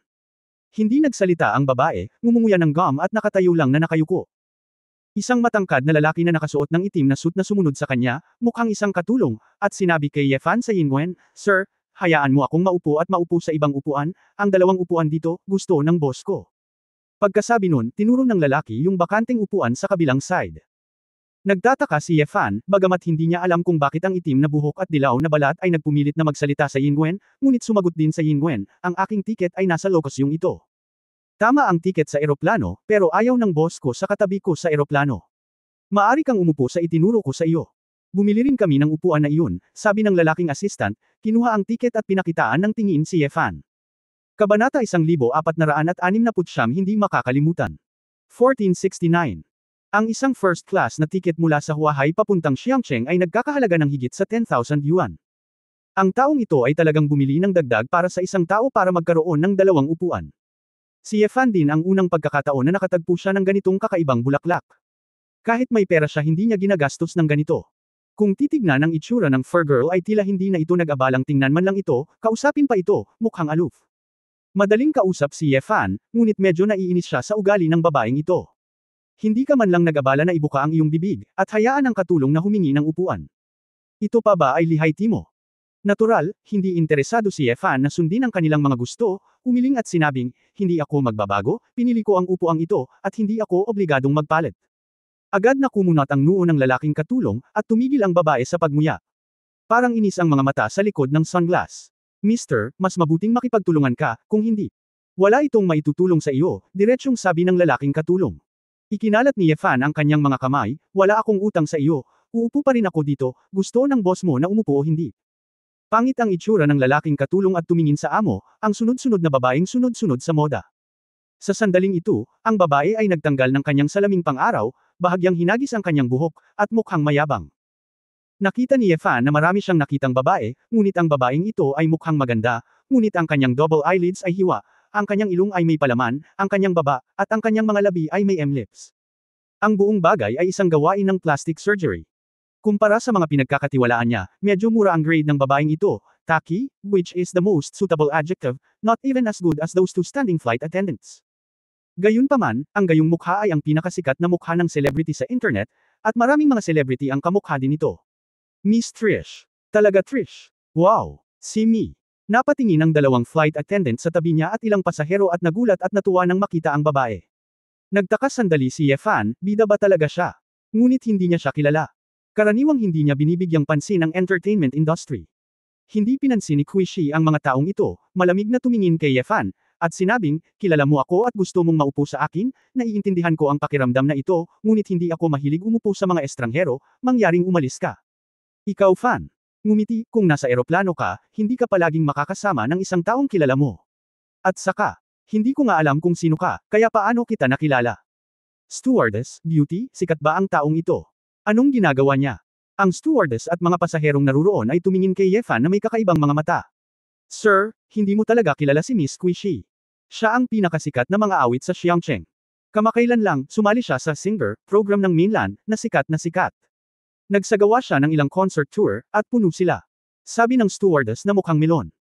Si Quishi ay mukhang walang pakialam, na parang walang kinalaman sa kanya, tumingin kay Yefan ng may pagkasuklam, at sinabing, "Hindi mo kailangang magkunwari, alam kong nakikilala mo ako, at maraming baliw na tagahanga, tulad mo, ang sadyang nagpapanggap na hindi pamilyar sa akin, para lang mapalapit sa akin.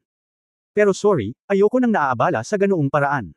Hindi napigilan ni Yefan ang matawa nang marinig niya ito, akala ba niya ay nagpapanggap siyang malapit sa kanya.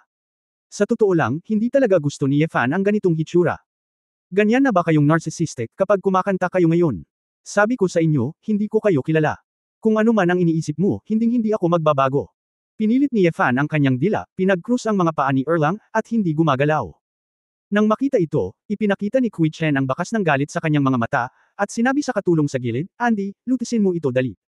Ang assistant na si Andy ay hindi rin nasiyahan, kumuha ng isang stack ng cash mula sa portfolio, tumingin sa paligid ng 10,000 dolyar. Inilagay ni Andy ang pera sa harap ni Yefan at sinabing, "Kung gusto mo ng pera, narito, kunin ang pera, at umalis sa iyong upuan." Ngumisi si Yefan at hindi ito pinansin. Sa halip, sinabi niya sa stewardess sa harap, "Beauty, dalhan mo ako ng isang lata ng Coke at umorder ng ice cubes." Nang makita ito ni Andy, sinabi niya na may malungkot na ekspresyon, Mister, kung ito ay masyadong maliit, ikaw ay pupunta ng masyadong malayo. Alam mo ba kung saang kumpanya kabilang ang ating Miss Squishy? Alam mo ba kung sino ang kanyang ninong? Nay na si Efan nang marinig niya ito, kaya lumingon siya at sumagot, lumabas ka. Kung hindi dahil sa eroplano at sa paglipad patungong Xiangcheng, gusto ni Efan na itapon ang dalawang kalakal na ito. Ikaw, ang lakas ng loob mong palabasin kami. Namula ang mukha ni Andy, at may sasabihin pa sana siya nang sumugod ang flight attendant para kumbansihin siya, Miss Squishy, itong Ginoo, handa na ang eroplanong lumipad, pakiusap maupo muna kayong dalawa. Nagtatampo si Trish, paano ako uupo kung hindi nagbabago ang nakakainis na lalaki na ito? Aayusin ba ng mga flight attendant mo ang mga bagay-bagay? Ito, Miss Trish, wala kaming karapatang magpalit. Passenger seat, walang magawa ang flight attendant na mukhang melon. Wala akong pakialam. Kung hindi mo ito haharapin, magrereklamo ako sa iyo. Dapat alam mo kung anong antas ng mga taong kilala ko. Pagbabanta ni Trish sa mahinang boses. Sinabi rin ni Andy, narinig mo rin, kanina pa niya tayo pinagalitan. Bingi ba kayong lahat? I'm really sorry, malapit nang mag-take off ang eroplano natin, please two of you please cooperate. Nakiusap ang flight attendant, wala silang magagawa, magkabilang panig ay pasahero, ito ay Diyos. Nang makitang maraming pasahero sa paligid ang nakapansin sa kanila, napabuntong hininga si Andy at sinabi sa mahinang boses, Squishy, marami pang pasahero dito, kung i-delay natin ang flight, baka lumala ang mga pangyayari at masira ang iyong reputasyon. Kung gagawin mo iyon, huwag mo munang tiisin, pagdating mo sa Xiangcheng, may mga paraan para ipakita sa kanya ang kulay. Matapos marinig ito, nagngangalit si Kui Chen, tinitigan si Yefan, isinuot ang kanyang salaming pang-araw, at nag-aatubili na umupo sa kabilang side. Sinulyapan ni Andy si Yefan ng masama at nginisyon, maghintay at tingnan, ang paglalakbay na ito sa Xiangcheng ay hindi malilimutan sa buong buhay mo. Walang pakialam si Yefan sa kanila, dalawa lang siyang tulala, nagsasalita pa nga. Nakakatamad bumalik. Nang dalhin ng flight attendant ang Coke, nakangiting muling nagtanong si Yefan, Beauty, mayroon ka bang mani o ano? Dalhin mo ito, mas mabuti na magkaroon ng isang lata ng beer. Bahagyang hinangaan ng oval-faced stewardess si Yefan, ngunit napakagaan ng loob niya kaya na-provoke niya si Kui Chen. Sir, sandali lang. Hindi nagtagal, nagdala ang flight attendant ng isang lata ng beer at dalawang maliit na bag ng mani. Salamat Beauty, napakabait mo. Saan ang bayan mo? May boyfriend ka ba? Ano ang tingin mo sa akin?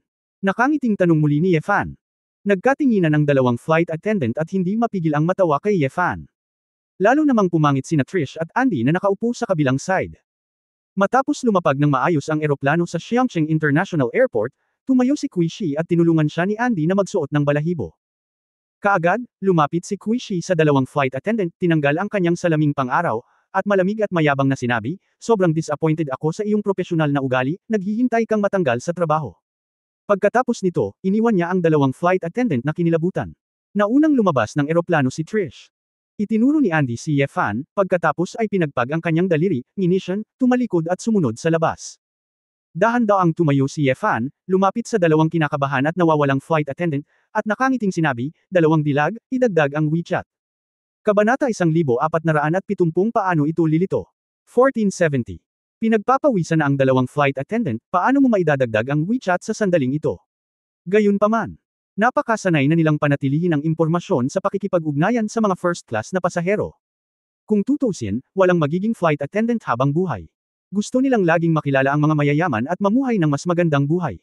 Bilang karagdagan, ang dalawang flight attendant ay nagsaya sa pakikipag-chat habang nasa daan, kaya kinuha nila ang kanilang mga mobile phone, iniskan sila ni Yefan, at idinagdag sila. Oo. Ngumiti si Fan at sinabing, kung makatagpo ka ng anumang problema, maaari kang magpadala sa akin ng mensahe, bye. Sir, dahan-dahan po kayong maglakad. Mapait na ngumiti ang dalawang flight attendant sa kanilang mga puso, sabay-sabay na nag-iisip, kahit magka-problema kayo, napakalaki ng problema ninyo. Ayaw na nilang maging flight attendant, ngunit wala sa swerte si Yefan. Ito ang tahanan ni Squishy, Xiangcheng. Yeah. Tahimik na lumabas ang Fan sa daanan at tinungo ang taxi. Sinabi ni Bilil na pupunta siya para sunduin siya, ngunit tumanggi si Yefan. Minsan niyang naramdaman ang pagsundo ni Bilil sa Loshanji, ang bansang Magnesio. Ang batang ito ay nagmaneho ng isang convertible Bentley at tinawag ang dalawang malalaking magagandang babae. Napaka-coquettishly na dumating para sunduin siya. Oo. Pakiramdam ni Fan ay medyo nakakahiya ito.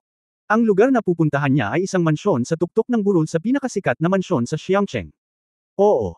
Si Fan mismo ay talagang nakalimutan na siya ay nagmamay-ari ng isang mansyon na nagkakahalaga ng halos 2 bilyon sa Xiangcheng, na higit sa 1,000 metro kwadrado at maaaring matano ang buong Victoria Harbor. Ito ay nag-iisa sa Xiangcheng, tulad ng isang imperial na palasyo. Ang taong nagbigay nito ay sinasabing pinakamayamang tao sa Xiangcheng at isa sa iilang pinakamayamang tao sa Asya. Hindi rin talaga kilala ni Ye Fan ang taong ito. Anyway, si Salie ang humawak nito, kaya matagal na niyang nakakalimutan. Bilil. Alam na niya ito sa mahabang panahon, at tumakbo siya dito upang manirahan ng maaga, na sinasabing, tulungan ng amo na maglinis muna. Si Ye Fan ay walang pakialam, gayon paman, sayang ang umalis sa bahay na walang laman, kaya ngayon ko na lang ito pinuntahan. Basta. Sa sandaling lumabas siya sa exit gate ng airport, nakita ni Ye Fan na maraming tao ang agad na tumingin sa kanya. Mabilis na pinigilan ng 4 na malalakas na lalaki na naka-black suit at bodyguard si Ye Fan. Sila ay nasa estado ng pagkubkob, nakasuot ng salaming pang-araw at masama ang hitsura. Anak, sumama ka sa amin. Yeah. Mabilis na nag-isip si Fan, ngumiti siya at sinabing, saan ka pupunta? Huwag ka masyadong magtanong, ayaw mong manockout ka, nakakatawa ka lang. Ang isa sa mga bodyguard ay malamig ang mukha. Sinaman ito ng tingin ng Fan. Isang Mercedes-Benz Maybach ang nakaparada sa hindi kalayuan. Sa mga siwang ng bintana ng sasakyan, may nakita siyang pares ng mapaglarong mga mata na nakatitig dito. Nag-isip sandali si Ye Fan at sinabing, gusto kong subukan ang pakiramdam ng nawalan ng malay, bakit hindi niyo subukan? Nililigawan si kamatayan. Akala ko talaga hindi kami maglalakas loob na hawakan ka dito. Hindi si Xiangcheng ang iniisip mo. Simple. Walang sabi-sabi, isang bodyguard ang humakbang pasulong at sinuntok ng kamao ang tiyan ni Ye Fan. Tumayo si Ye Fan, hinayaan ang kanyang tila malakas na kamao na tumama sa kanyang tiyan. Bang! Mayroon lamang. Isang muffled sound, ngunit walang nangyari. Oo. Hindi kumikibo si Fan at nakangiting nagsabi, ang iyong Panginoon, hindi mo ba pinakain ang pagkain ng aso? Ilan pang bodyguards? Mukhang kakaiba ang present, at nagtanong ang isa sa kanila, hoy! Ano ang ginagawa mo? Huwag hayaang umagos ang tubig. Ako, hindi ko binitawan ng tubig. Ang bodyguard ay parang impyerno, at susuntukan muli si Ye Fan, sa pagkakataong ito sa ulo ni Ye. Bahagyang hinawakan ni Fan ang kanyang kamay, pagkatapos ay pinisil ang kanyang kamao, at pagkatapos ay pinisil ito ng kaunti. Sigaw ng bodyguard, ang kamay ko. Hinawakan ni Ye Fan ang kamay ng bodyguard, inihagis ito sa gilid, at binasag ang isa pang bodyguard sa lupa. Nang makita ito ng iba pang natitirang bodyguard, dali-dali silang sumugod at nag-double team. Si Ye Fan ay hindi interesado sa gusot sa dalawang lalaking ito. Gumalaw siya ng kaunti, hinawakan ng magkabilang kamay ang ulo ng dalawang lalaki, at nagkabanggaan. Hindi nakita ng dalawang bodyguard kung ano ang nangyayari, at bumagsak na sila sa gulo at diretsyong nahimatay sa lupa. Yumuko si Ye Fan at kumuha ng lighter sa bulsa ng bodyguard. Pagsakay niya sa eroplano, kinumpiska ang lighter at nawawala. Pagkatapos ng ilaw. Sa sandaling ito, mabilis na yumandar ang sasakyan at tila aalis na. Ngunit si Ye Fan ay isa pa rin. Humakbang sa unahan, tinapik ang salamin ng bintana gamit ang isang kamay, at huminto sa gilid ng kalsada upang pigilan ang sasakyan na lumabas. Dong dong dong, kumatok si Ye Fan sa bintana ng kotse. Maya-maya pa ay bumaba na rin ang bintana ng sasakyan, at nakaupo sa loob si Trish na nakasuot ng sunglass, kasama ang assistant niyang si Andy. Huminga si Ye Fan ng sigarilyo at inispray ito sa mukha ni Kui Chen. Marahas na umubo si Kui Shi, tinanggal ang kanyang salamin sa inis, at may mukha na puno ng maraming hyaluronic acid, ang kanyang ekspresyon ay napakatigas, at ang kanyang galit ay hindi natural. Anong gusto mong gawin? Tanong ni Trish na nagngangalit ang mga ngipin. Oo. Ngumisi si Fan at sinabing, dapat kong itanong ito, ano ang gusto mong gawin? Malamig nang umuso si Kui Chen, huwag kang maging kampante, ito si Xiangcheng, binigyan lang kita ng mga pampaganya, hintayin mong malaman mo. Sino ang ninong ko, pagsisisihan mo ang lahat ng ginawa mo ngayon? Oo. Hindi napigilan ni Fan ang tumawa at umiyak, ano ang nangyari sa akin? Bakit hindi ako lumipat ng upuan sa iyo? Ikaw ay isang mang-aawit, ang iyong init ng ulo. Napakasarap bang maglaro ng malalaking baraha? Huwag magsalita ng walang kaparirikan. Umalis ka sa daan. Hindi ka karapat-dapat na kausapin ako. Sinabi ni Kui Shi, isinuot ang kanyang salamin, at sinabi sa driver sa harap, driver. Magmaneho. Kinusot ni Ye Fan ang kanyang mga mata, at ayaw niyang gumawa ng masyadong ingay sa publiko. Anyway, nanatili siya sa Xiangcheng ng 2 araw, at maayos naman siya. Kung abalahin siya nitong si Kui Chen, mawawala siya. Gayunpaman. Hindi binalak ni Ye Fan na pakawalan siya ng ganoon kadali. Kapag nagmaneho si Mercedes-Benz, tahimik na naglabas si Ye Fan ng 2 layunin ng espada. Hindi nagtagal pagkatapos umalis si Ye Fan, nang lingunin niya, nakita niya ang Mercedes-Benz na nakaparada sa gilid ng kalsada at tumalon. Lampara. Ang driver. Hindi na kailangang tumingin ni Ye Fan para malaman kung gaano ka-irritable si Kui Shi sa kotse sa sandaling ito, sumisigaw ng galit. Siya. Tinuruan din ng kaunting leksyon ang babae, at saka sumakay ng taxi at dumiretso sa mansyon sa gitna ng bundok. Kapag ang taxi, medyo nanginginig ang driver na nagmaneho ng sasakyan. Unang beses kong narinig na may nakatira sa mansyon sa tuktok ng bundok, kailangan nilang sumakay ng taxi para pumunta doon. Buti na lang. Inayos na ni Bylier ang lahat, at pagkatapos iulat ni Yefan ang password, inilagay ng mga security personnel ang taxi hanggang sa bundok. Habang nagmamaneho hanggang sa tuktok ng bundok, bumaba si Yefan sa kotse at dirdiretsong pumasok sa pasukan ng isang malaking mansyon na may sukat na 1,000 metro kwadrado. Pagpasok pa lang niya sa bakuran, walang pakialam si Yefan na pahalagahan ng napakagandang halaman at layout, at napansin niya ang isang pamilyar na kapaligiran. Oo. Hindi napigilan ni Fan na matigilan, paano kaya makikita ang taong ito dito? Pagtatapos ng kabanatang ito. For more updates, click on the notification bell.